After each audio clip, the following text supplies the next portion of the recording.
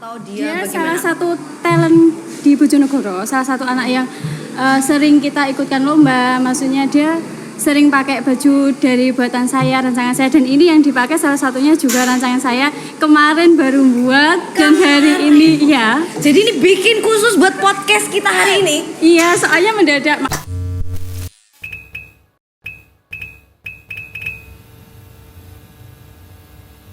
Hello everyone, kembali lagi di podcast kita semua mengenai tentang dunia kecantikan dan juga dunia fashion. Kali ini kita masuk ke season yang kedua. Kalau tadi kita sudah ketemu bidadari cantik Mbak Widya, kita ketemu dong ada bidadari kecil dan juga permaisuri yang cantik jelita tentunya. Nah, kita belum pindah tempat ya, kita masih di tempat yang sama di Cafe Renjana. Jadi buat kawan-kawan kalau penasaran nanti langsung aja cek ke media sosialnya Cafe Renjana Bojonegoro. Lanjut langsung kita masuk, kenalan dulu. Tak kenal maka tak sayang. Kalau boleh tahu mbaknya yang cantik ini namanya siapa? Nama saya Herma. Oke, kalau ini princess kecil ini siapa namanya? Saya Bilkis. Oke, aduh, kamu kok cantik sekali toh, imut banget.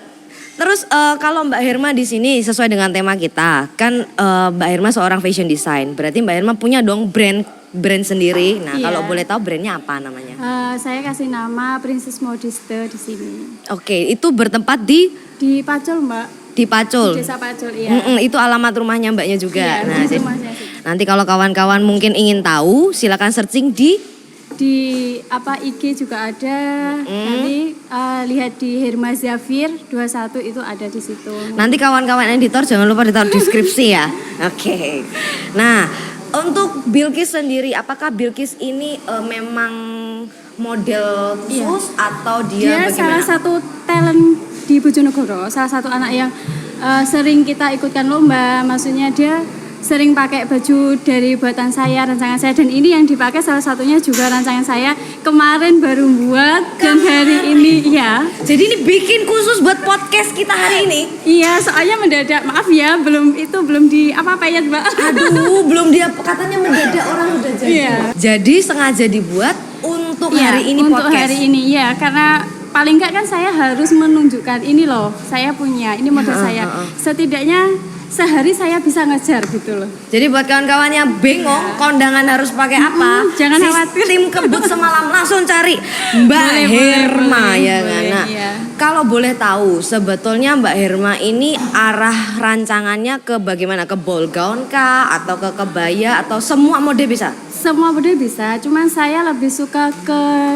anak-anak yang girly-girly, anak yang cantik gitu loh. Maksudnya untuk memang perempuan, desainnya untuk ke perempuan, mau itu kebaya, mau apa, saya lebih suka ke arah situ daripada untuk laki-laki yang baju kantor seperti itu. Saya kurang tertarik gitu. Oh iya iya iya. Memang karena anak saya ketiganya itu cowok semua. Jadi mau nggak mau ya nyari model lain gitu ya. Jadi, salah satunya ini gitu kepengen loh. dandanin Iya, anak anak cewek. cewek. Kalau boleh tahu Bilkis ini umurnya berapa? 6. Umur 6 tahun. Iya. Kelas berapa? 1. Kelas 1 SD. Di mana sekolahnya? SD Sukoharjo. Oh, di Sukoharjo. Terus udah dari kapan ikut fashion atau kenal sama tante Herma? Dia terjun di fashionnya umur 4 tahunan lah. Udah mulai terjun, mulai latihan. Ini juara 2 waktu itu Mom and Kid di itu loh. Dinas pendidikan, dinas apa itu pariwisata? Sorry. Iya. Dinas pariwisata itu dia dapat juara 2-nya. Dan saya juara 1-nya dan kenalnya kita itu di situ. Jadi terjalinnya hubungan dari sebuah kompetisi itu. Ketemu nggak sengaja. Nggak sengaja gitu. Wow, hebat. Dari umur 4 tahun udah jadi model ya kan. Saya udah umur 25 tahun belum jadi model ya kan. Adanya modal madun habis begini. ini Mbak Tessa harus loh. Mbak Tessa itu punya bakat kayaknya Aduh, juga. aku ceritanya di endorse tipis-tipis sama Mbak Herma. boleh nanti kita WA-an sendiri ya Mbak ya. Gampang.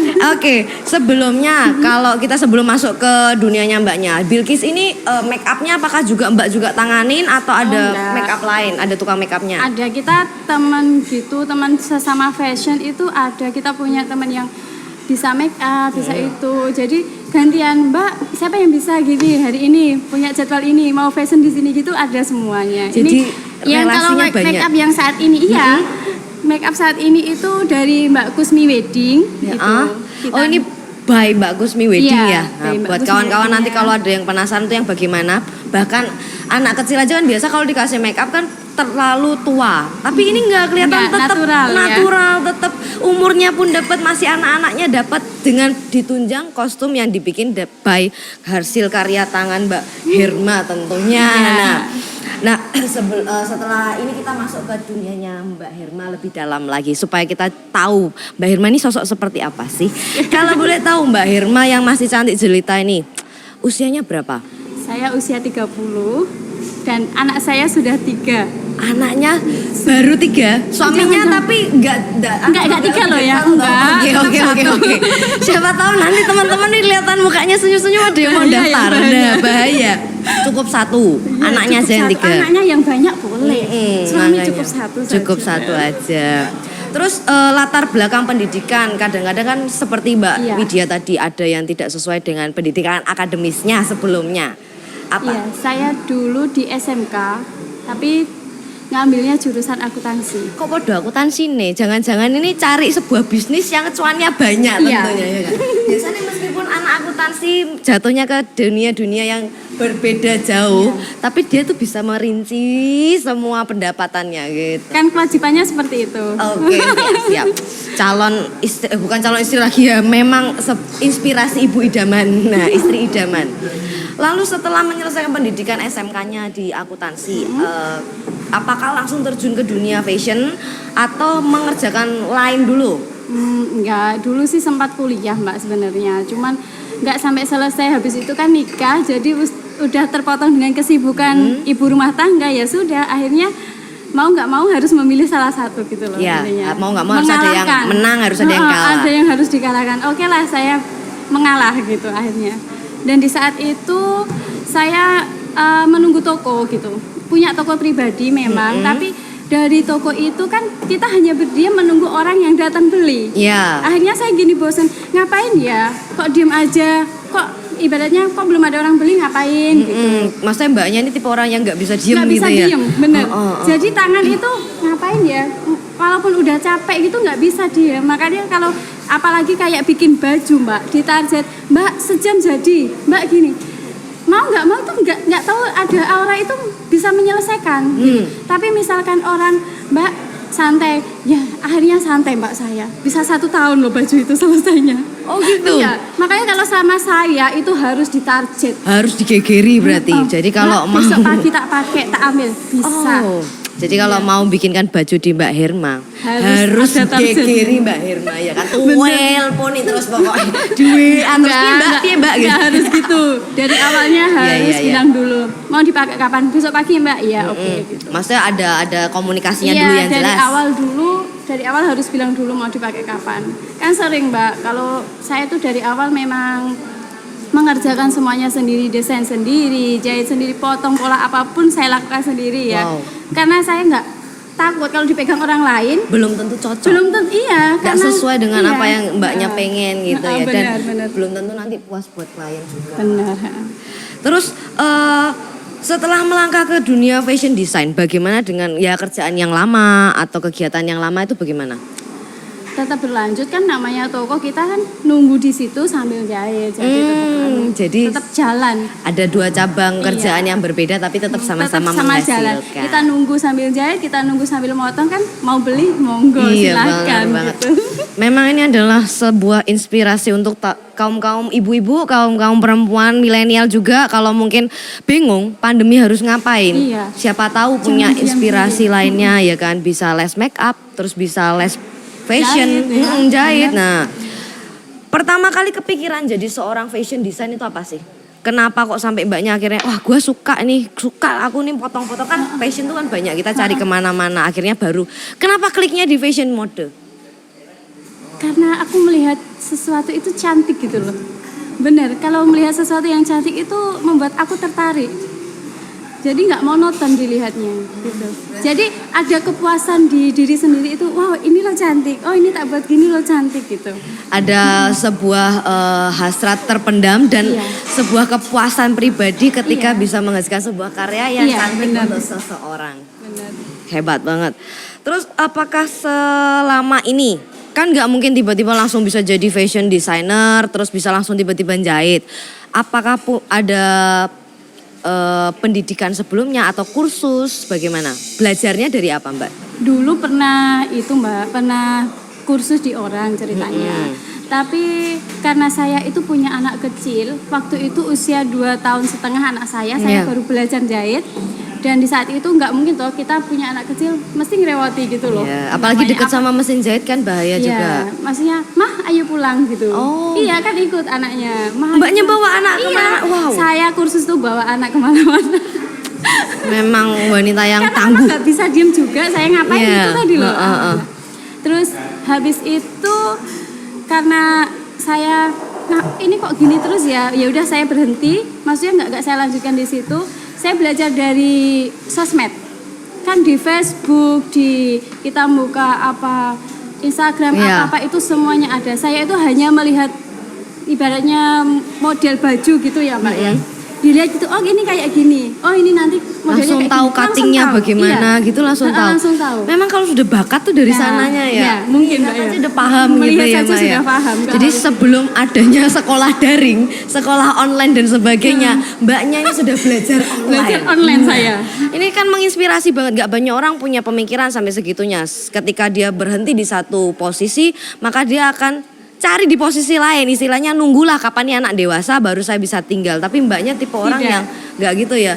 Kalau saya nggak bisa pergi dari rumah. Nanti kalau kita menunggu dia dewasa lama sekali. Nah, nggak maju-maju ya Mbak ya, sampai akhirnya kita Mbaknya punya baru keberanian. anak satu dewasa, anak satu lagi nyusul bayi. Oh iya. Terus kapan mau belajar? Jadi belajar itu jangan pernah menunggu sesuatu hal. Jadi harus ada waktu, ya sudah, jangan menunda-nunda. Aku masih punya ini. Itu cuma alasan. Sebenarnya kita semua bisa kok. Sebetulnya kita semua bisa. Benar. Jadi kalau nggak bisa itu hanya asumsi sendiri. Nah, kita yang punya sugesti terhadap diri sendiri. Apapun pasti asalkan bisa. mau pasti bisa, Mbak. Sip. Terus berapa lama sudah menekuni dunia fashion? Mulai dari yang awalnya masih belajaran sampai sekarang sudah sistem kebut semalam, bahkan sistem kebutnya tuh jam-jaman, sudah nggak semalam lagi. Awal mula itu 2012 saya mulai belajar itu. Tapi mulai belajar awal pun karena belajarnya di toko ya kan. Ya. Orang kan pada tahu, oh loh sekarang jahit. Akhirnya di situ belajarnya itu dari situ. Kita itu belajar dari pengalaman kan.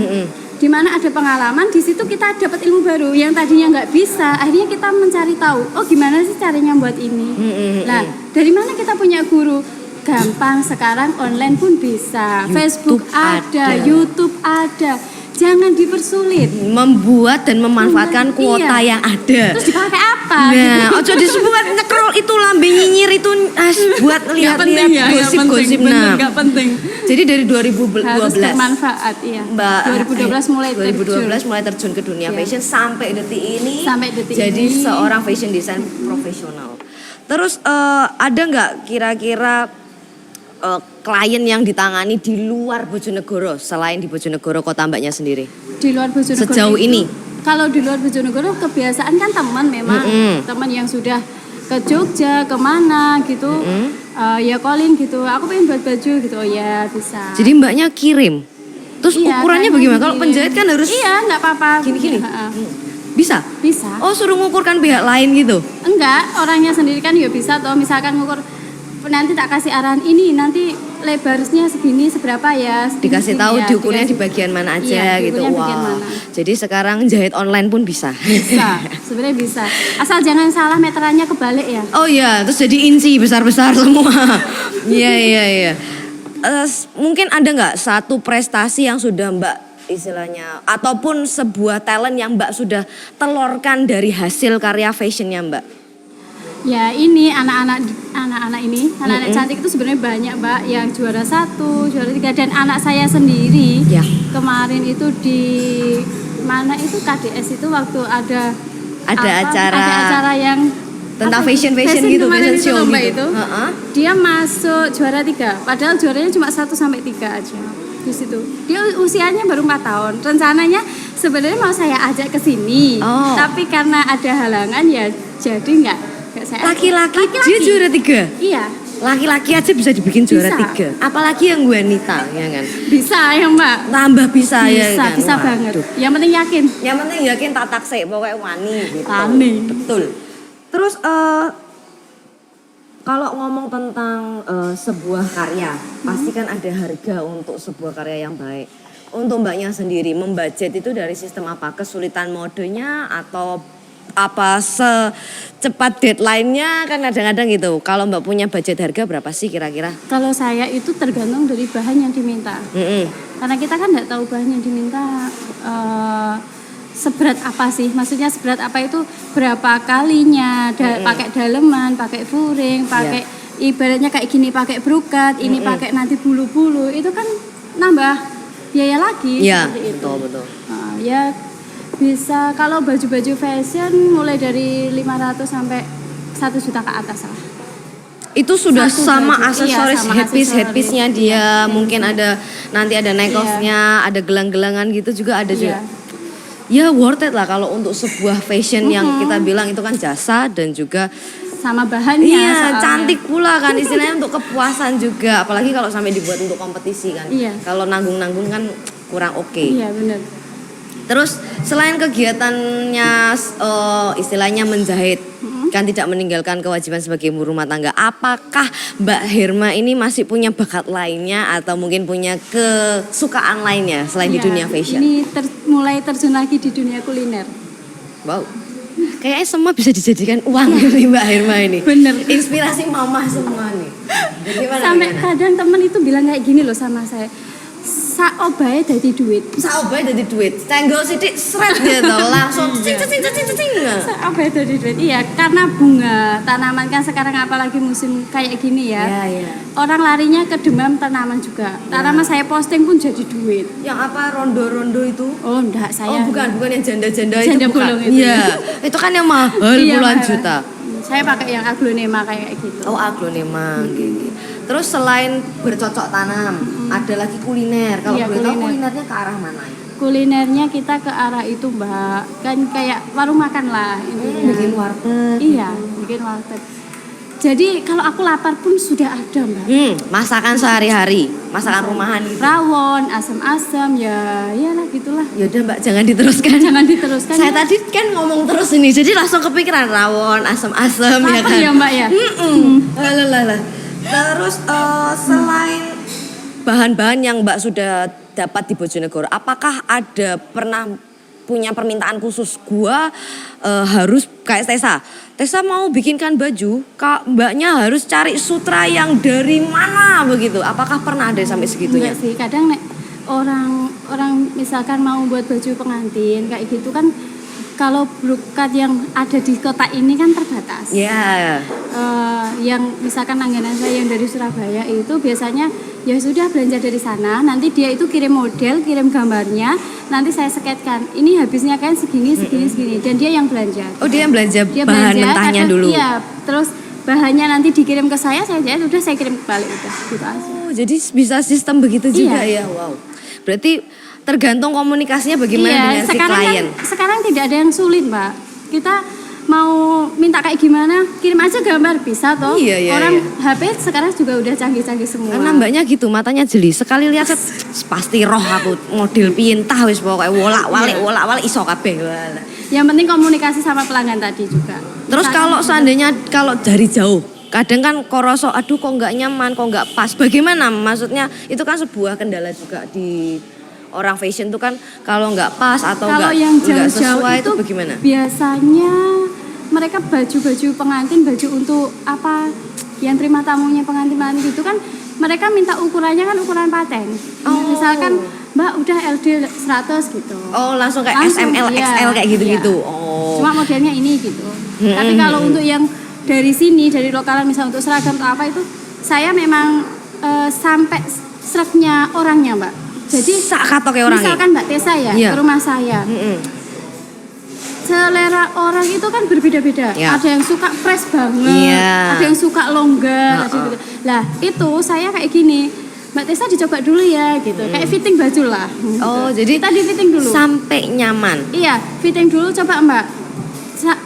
Mbak Tessa suka kayak gimana? Misalkan Mbak Tessa bilang, Mbak ini kurang kecil, oke dilepas Mbak ya, saya langsung saya jahit. Oh, ditunggu. Saya nggak mau Mbak, kalau kayak gitu ditinggal lagi saya nggak mau. Jadi ditunggu sampai jadi. Wow. Makanya kalau orang yang fitting itu mesti mereka juga meluangkan waktu untuk saya. Iya. Berarti mbaknya ini tipe orang yang nggak setengah-setengah. Iya. Sekali kerja harus jadi. Selesai. Iya. Nggak tipe orang yang udah besok lah ambil lagi, besok lah kita orang datang lagi. Nanti kalau kayak gitu saya numpuk Mbak. Masalahnya tanggungan saya bukan hanya itu. Baik, 3 anak saya. Iya kan. Anak gung bojone, Iya, nanti bener. klien tonggone wis banyak pokoknya. Nah, pelanggan-pelanggan. Belum bunga-bunga yang harus Nah. disiram ya. Belum nanti itu wajan yang harus dioseng ya kan. Bener. Banyak sekali kan kegiatannya Mbak Irma ini salah satu wanita Iya. inspiratif dan produktif ya. Karena banyak sekali orang-orang yang akhirnya merasa wah gue sudah di rumah, sudah punya anak, punya suami, ya sudah jadi ibu rumah tangga aja. Tapi ternyata banyak hal yang bisa dilakukan oleh seorang ibu gitu. Iya, sebenarnya bisa Mbak. Ya saya tadi yang saya bilang tadi itu loh. Orang itu kalau mau gerak, orang itu kalau mau jangan menjadikan sebuah alasan. Seperti saya punya anak 3, kalau orang lihat kan, aduh nggak bisa kemana-mana. Anak saya masih kecil-kecil loh Mbak. Kalau Jadi boleh tahu kelas- yang paling besar umur berapa? Paling besar itu kelas 5. Kelas 5. Kelas 5, yang paling kecil itu umur 4 tahun. Bayangkan, dari kecil lebih itu kecil daripada Bilqis mah. iya lebih kecil. Jadi saya kemana-mana, kalau mau kemana keluar ya sudah saya bawa 3-3-nya. Langsung rentetan kemana-mana, Iya, punya bisa. pasukan 3 gitu. Wow. Itu bodyguard saya. Iya, tapi nggak banyak gitu loh seorang perempuan bisa multitasking. Kalau nanti kawan-kawan sekalian ingin tahu lebih dalam, bisa kan nanti cerita-cerita inspirasinya Mbak Herma kita ulik kembali, kita bikin Mbak Herma season kedua lah begitu.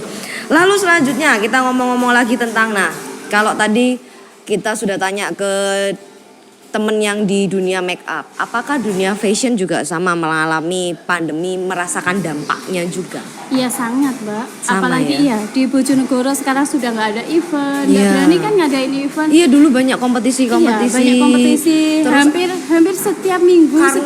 karnaval itu kan. Iya, hampir setiap minggu sekali itu pasti ada event.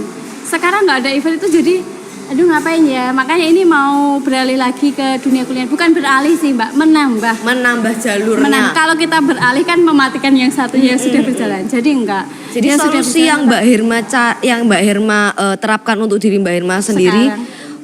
bukan mematikan yang lama, tapi Enggak. mencari jalan Menambah. baru, Iya, menambah jalan menambah. baru. Kita harus menambah. Tuh loh kawan-kawan. Jadi kalau sudah ada satu yang memotong, nggak usah biraukan. Iya, jangan ditolak juga. Jangan Misalkan- ditolak, sudah kan diikhlaskan sudah dulu. berjalan. Kan kita jalan tetap dijalankan sambil cari yang lebih terbuka lebar Iya. lagi apa. Kan orang itu harus bisa memanfaatkan dan melihat peluang. Nah, ini nih.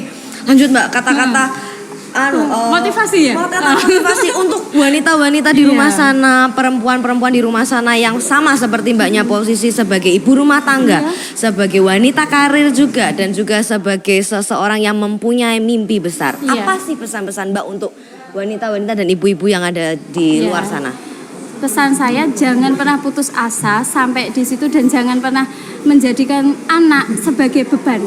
Maksudnya itu terkadang kita menjadikan mereka itu sebagai alasan saya tidak bisa gerak, wong saya punya anak ini, anak punya ini. Jangan seperti itu. Sebenarnya itu hanya alasan, hanya sugesti kalian.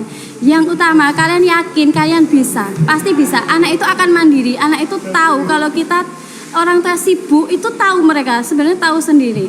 Jadi mereka itu akhirnya menjadi dewasa. Nggak harus manja-manja mama-mama gitu. mama. Iya. Tapi bukan berarti Iya, meninggalkan tidak melalaikan mereka juga. sebagai tugas sebagai seorang Iya, ibu juga. tetap dalam aturan ya. Itu kenapa saya terjun di dunia fashion, terjun di dunia kayak desain ini kan saya bisa mengerjakannya di rumah. Iya, tetap bisa menjaga Nah, anak-anak iya. juga. Kenapa saya tidak bekerja di luar? Itu alasan saya utama. Siap. Lalu terakhir, kesan dan pesan bagaimana tentang Mbak selama hadir dan main di podcast kita ini, mungkin jadi inspirasi buat kita semua juga sebagai editor, juga sebagai Tessa sendiri sebagai hostnya. Siapa tahu bisa membuat podcast ini jauh lebih bermanfaat lagi. Apa pesan dan kesan dari Mbak Herma sendiri? Udah baik sih Mbak, orangnya juga ramah-ramah semuanya. Terima kasih.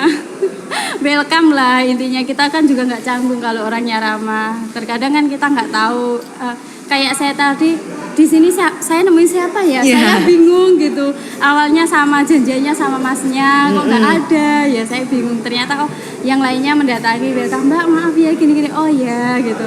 Oke, terima kasih banyak Mbak Herma. Ternyata Sama-sama, Mbak kesannya Tirta, ya. positif. Bilkis, cantik, terima kasih banyak. Nanti minta sama om-omnya, Iya. kamu jalan fashion show, lihatkan bagaimana kemolekan dan bagaimana kalau Bilkis waktu kompetisi. Supaya bisa tahu nanti kita tampilkan cuplikannya, oke? Terima kasih buat kawan-kawan sekalian. Semoga apa yang kita sampaikan podcast hari ini juga bermanfaat buat kalian semua dan barokah buat kawan-kawan sekalian. Akhir kata, wassalamualaikum warahmatullahi wabarakatuh. See you again di next podcast. Thank you.